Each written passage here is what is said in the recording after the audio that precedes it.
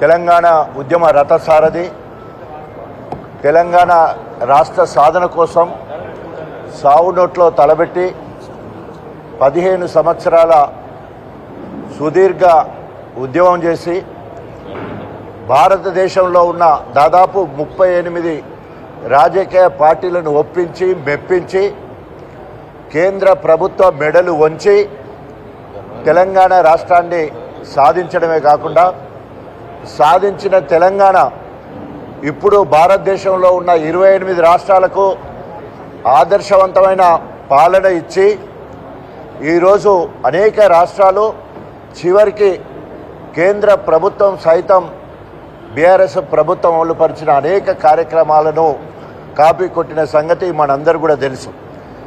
ఈ 25 సంవత్సరాలు పూర్తి చేసిన సందర్భంగా ఎంతో ప్రతిష్టాత్మకంగా 15 నెలల పాలన కాంగ్రెస్ అట్టర్ ఫ్లాప్ అయింది. ఈ ప్రజా వ్యతిరేక విధానాలు అవలంబిస్తున్న కాంగ్రెస్ పార్టీపై ఏ రకంగా పోరాటం చేయాలి అని చెప్పేసి మరొక్కసారి తెలంగాణ బిడ్డలందరూ కూడా ఈరోజు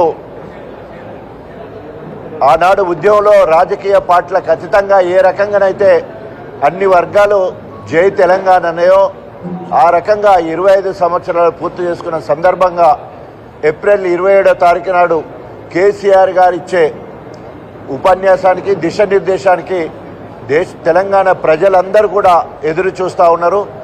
కేసీఆర్ ఇచ్చే ఆ నినాదాన్ని తీసుకొని మరి రాష్ట్ర ప్రభుత్వం కాంగ్రెస్ రాష్ట్ర ప్రభుత్వాన్ని ఇచ్చిన హామీలు నెరవేర్చే వరకు ఒక పక్క ముళ్ళు కర్రలాగా పొడుస్తూనే మరొక పక్క తెలంగాణ రాష్ట్ర సమితి లేదా బీఆర్ఎస్ పార్టీని బలోపేతం చేయడానికి కార్యకర్తల మనోధైర్యాన్ని ఆత్మస్థైర్యాన్ని పెంచడానికి కేసీఆర్ గారు ఎప్పటికప్పుడు దిశ నిర్దేశించి ఈ కార్యక్రమం ఎంతో ప్రతిష్టాత్మకంగా చేపట్టడం జరిగింది. దీన్ని సక్సెస్ చేయాలని చెప్పేసి మరి అందరితో మాట్లాడడం, అందులో అవిభక్త వరంగల్ జిల్లాకు ఈ అవకాశం ఇవ్వడాన్ని మరి స్వాగతిస్తూ తొలి ముఖ్యమంత్రి గారికి హృదయపూర్వక వందనాలు తెలియజేసుకుంటూ సెలవు తీసుకుంటాం. Thank you వనలాల్.